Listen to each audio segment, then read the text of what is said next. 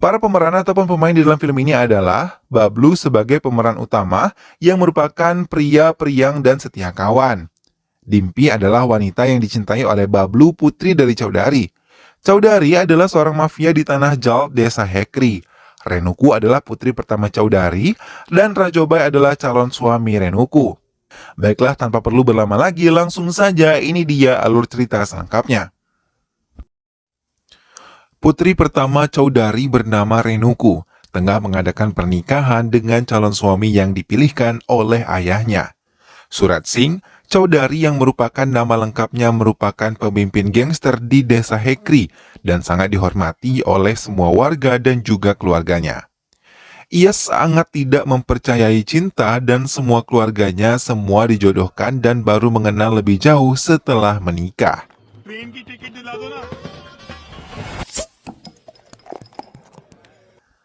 Semua hadir dalam pernikahan itu dan berkumpul menjadi satu menikmati minuman beralkohol hingga mereka menghentikan aksinya ketika melihat Chowdhury datang melihat mereka. Chowdhury mendatangi kamar putrinya yang tengah dipersiapkan untuk menikah. Melihat ayahnya datang, Renuku langsung menyentuh kaki sang ayah untuk meminta restu padanya hingga ia menangis. Melihat hal itu, Chowdhury memeluk erat putrinya yang sebentar lagi akan dimiliki oleh pria lain sambil memberikan doa yang terbaik untuk putrinya agar kelak pernikahannya menjadi awal kehidupan yang baik dan selalu bahagia.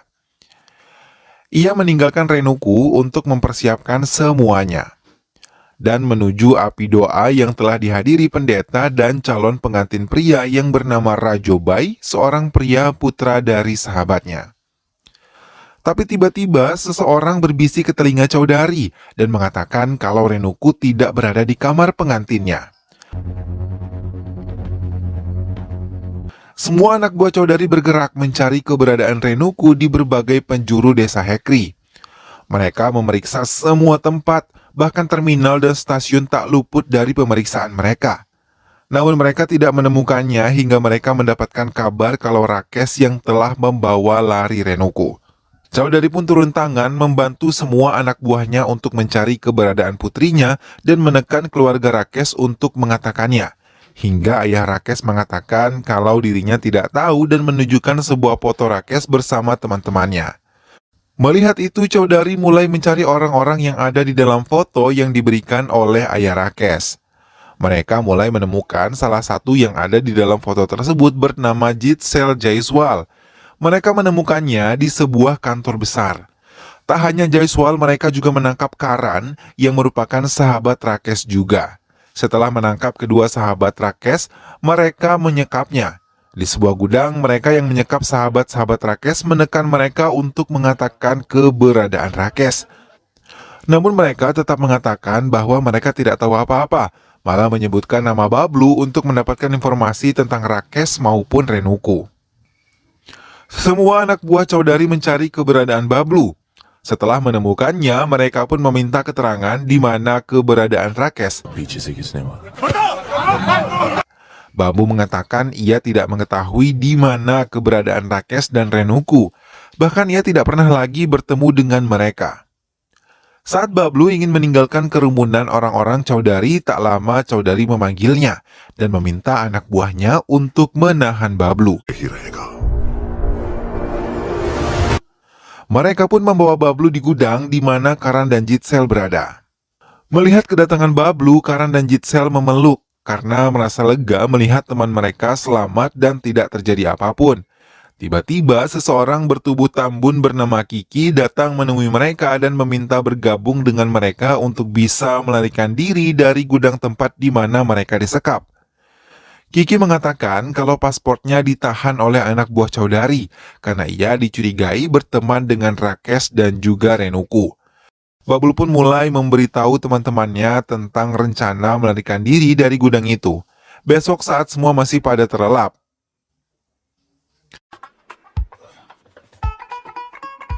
Mereka pun menyetujui rencana tersebut dan saat menjelang pagi mereka melarikan diri dari atap yang mereka rusak.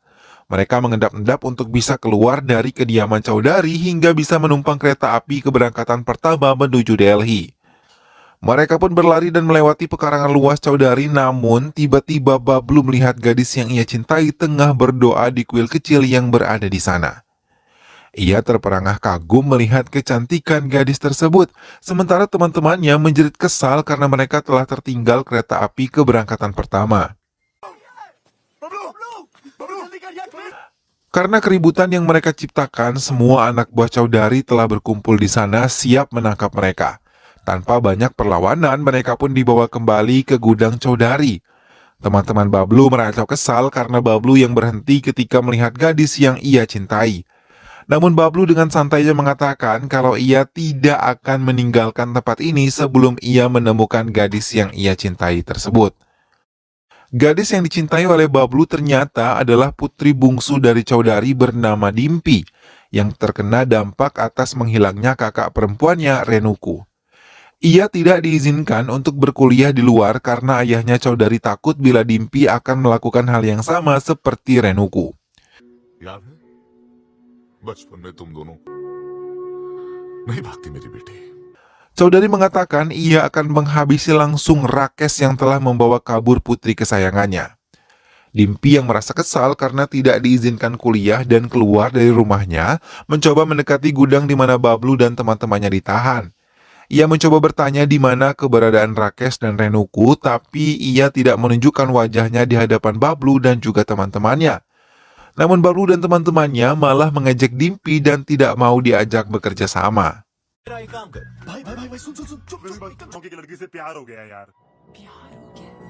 Tiba-tiba Bablu memiliki keyakinan kalau gadis yang ia cari berada di rumah Chowdhury, hingga ia memutuskan untuk keluar dari gudang dan mencarinya. Bablu memulai rencananya dan menyelinap ke rumah besar Chowdhury. Setelah mematikan pusat listriknya, ia mulai memasuki satu persatu ruangan yang berada di sana sambil mengerjai beberapa anak buah Chowdhury yang ada di sana. Bahkan ia juga meminum alkohol milik mereka hingga ia sedikit mabuk. Dalam keadaan mabuk, ia mendatangi tempat tidur Salu karena mengira Salu adalah gadis yang ia cari. Tapi Dimpi dengan cepat menarik Bablu ke kamarnya dan dalam keadaan mabuk ia tidak dapat melihat jelas wajah Dimpi. Saat Dimpi mengambil lampu untuk menerangi kamarnya dalam keadaan mabuk, Bablu malah mandi di kamar tersebut. Hal itu membuat Dimpi berbalik badan dan mengusirnya. Masih dalam keadaan setengah mabuk, Bablu memberikan sebuah anting dari gadis yang ia cari pada Dimpi dan meminta tolong pada Dimpi untuk mencari si pemilik anting tersebut. Setelah menyerahkan anting itu, Bablu pergi meninggalkan kamar Dimpi. Setelah Bablu meninggalkan kamarnya dan listrik telah hidup kembali, ia terkejut ketika melihat anting dan menyadari itu adalah anting miliknya. Ia mulai merasakan kalau ia telah jatuh cinta kepada Bablu. Sementara anak buah Chowdhury mulai mendapatkan info kalau Renuku dan Rakes berada di sebuah rumah susun di kawasan kota. Dengan bergegas mereka mengajak Bablu dan teman-temannya. Setelah sampai di tempat yang mereka maksud, beberapa anak buah Chowdhury mengawasi Bablu dan teman-temannya. Namun dengan kecerdikannya, Bablu mampu menipu mereka dan langsung menuju gedung di mana Rakes dan Renuku berada. Ia menuju gedung G lantai 12 rumah susun tersebut, melewati tangga untuk bisa sampai ke rumah di mana Rakes dan Renuku tinggal. Sementara anak buah Chowdhury juga melewati tangga dan mencari keberadaan Rakes dan juga Renuku. Tapi Bablu telah tiba lebih dulu di kamar Renuku dan Rakes tinggal. Kedatangan Bablu membuat terkejut Rakes dan Renuku, namun tanpa penjelasan panjang, ia membawa mereka langsung meninggalkan tempat itu sebelum anak buah Chowdhury yang datang.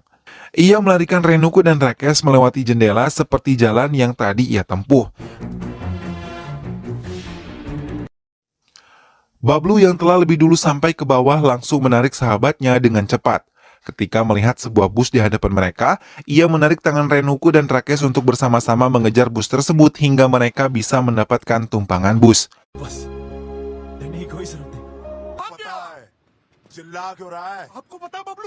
Setelah mengantar Rakes dan Renuku, Bablu kembali ke tempat di mana teman-temannya berada. Mereka pun kembali ke kediaman Chowdhury. Saat di dalam gudang, mereka tidak menyadari adanya Dimpy di dalam gudang tersebut. Teman-teman Bablu menyalahkan Bablu karena tidak menyerahkan Rakesh dan Renuku kepada keluarganya, hingga mereka bisa bebas keluar dari gudang yang sangat pengap itu. Namun Bablu mengatakan kalau mereka saling mencintai dan berhak bahagia, karena menikah dengan seseorang yang tidak dicintai akan membuat hidup tidak bahagia. Sampai di kamarnya, Dimpy menceritakan pada Salu kalau Bablu telah membantu Renuku dan Rakesh pergi dari rumah susun tersebut, dan sangat mendukung kebahagiaan kedua temannya itu. Namun mereka tidak menyadari semua pembicaraan itu didengar oleh salah satu anak buah Chowdhury. Dengan cepat, ia menarik rambut Dimpy dan menariknya untuk mengatakan semua kepada ayahnya. Bablu dan yang lainnya dikeluarkan dari gudang untuk mendengar semua apa yang dikatakan oleh Chowdhury, karena mereka mengetahui perbuatan Bablu. Dimpy dari balkon rumahnya dipaksa untuk menunjuk salah satu dari mereka dan mengatakan siapa yang telah membantu Rakesh dan juga Renuku. Dimpy terus menggeleng ketika senjata mengarahkan ke arah Jitsel, Karan, dan Kiki. Namun ketika menunjuk ke arah Bablu, mau tidak mau Dimpy mengiyakan apa yang ia ketahui. Bablu sangat terkejut ketika mengetahui gadis yang selama ini ia cari berada dekat dengannya. Bahkan ia merupakan putri kesayangan dari Chowdhury.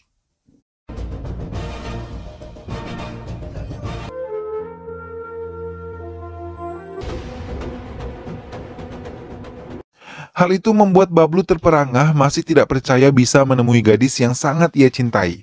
Hingga ia lengah dan Bablu langsung dipukuli oleh anak buah Chowdhury dan menekannya untuk mengatakan di mana keberadaan Renuku dan juga Rakesh.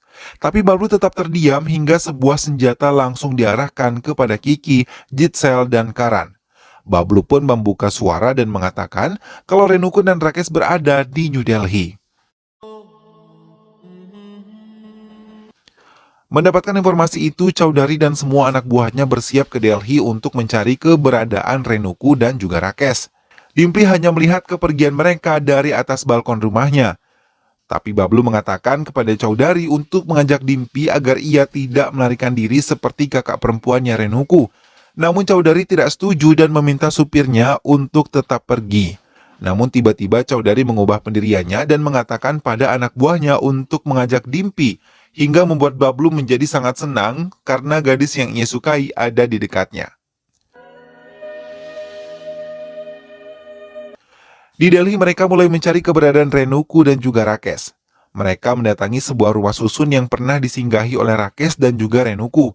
Namun mereka tidak menemukannya. Chowdhury merasa sangat sedih melihat keadaan bekas kamar putrinya.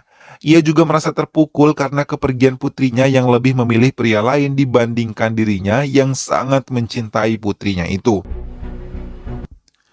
Sesaat setelah menikmati minuman beralkohol, Chowdhury mengungkapkan semua kesedihan yang ia hadapi.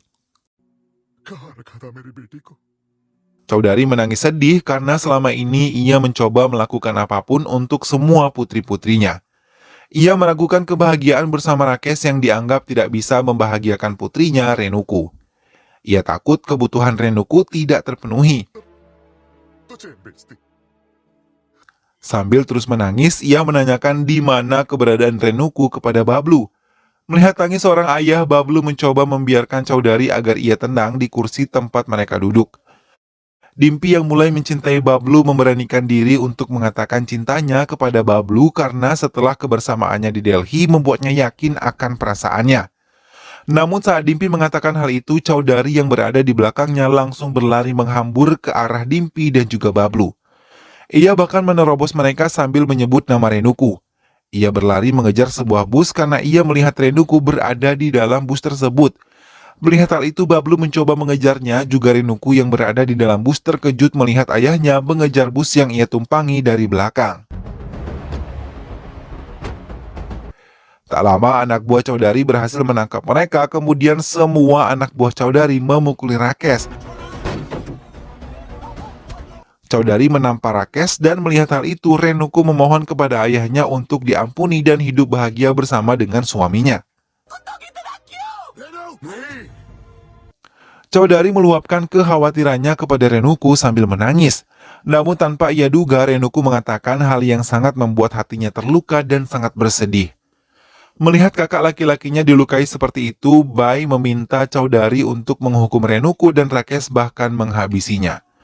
अब तो आप मुंह परे कर लो। Chowdhury mengiyakan bila semua anak buahnya berniat menghabisi Rengoku dan Rakesh, tapi tiba-tiba Rengoku mengatakan kalau ia sedang hamil. Namun karena luka hati Chowdhury terlalu dalam, ia menganggap Rengoku telah mati dan ia hanya memiliki satu putri, yaitu Dimpi. Chowdhury pun meninggalkan Rengoku dan juga Rakesh.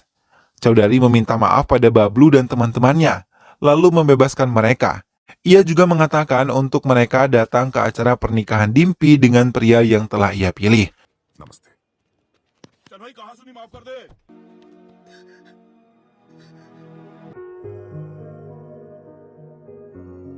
Sementara tanpa diketahui Chowdhury, Dimpi sangat menderita dengan pernikahannya ini, karena ia sangat tidak mencintai calon suaminya itu. Ia pun menceritakan kegalauan hatinya pada Salu dan mereka tidak menyadari kalau semua pembicaraan mereka didengar oleh Chowdhury dari balik pintu, membuatnya menangis dan merasa bersedih. Ia tidak mau kejadian Rengoku menimpa putrinya lagi, maka ketika Bablu datang bersama teman-temannya, ia menyempatkan diri untuk terus bersama Bablu dan tidak membiarkan Bablu pergi darinya. हाँ, तू आ, इधर बैठ, देखो, सब लोग बहुत खुश हैं। Ia mengatakan pada Bablu untuk tetap bersamanya sampai proses pernikahan putrinya selesai dilakukan. लो भैया आप यहाँ बैठे हो कब से भैया बारात आ जाएगी चलो चलो भैया Chowdhury mendatangi kamar putrinya dan ia merasa tenang karena putrinya masih berada di kamarnya. Melihat ayahnya datang, Dimpi langsung memeluknya dan memohon doa restu untuk kebahagiaan hidupnya.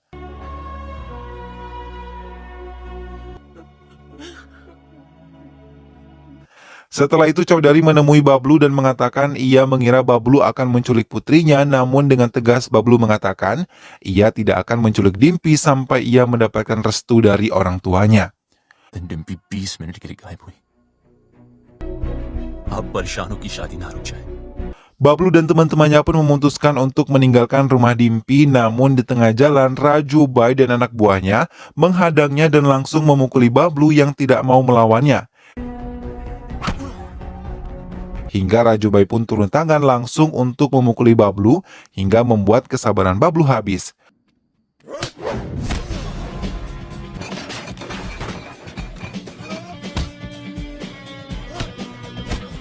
Ia pun menghajar Raju Bai, tapi ia masih bisa mengendalikan emosinya untuk tidak menghabisi Raju Bai.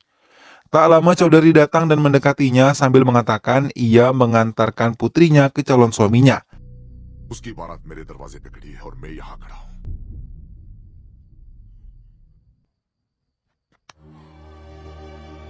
Hal itu membuat Bablu terkejut dan tak lama Dimpi berlari ke arahnya sambil memeluknya. Chowdhury mengatakan ia tidak ingin melukai putrinya untuk kedua kalinya dan ia harap Bablu bisa membahagiakan putrinya Dimpi.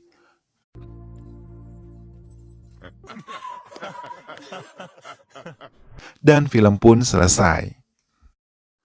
Nah sahabat, itulah tadi alur cerita dari film yang berjudul Hero Panti.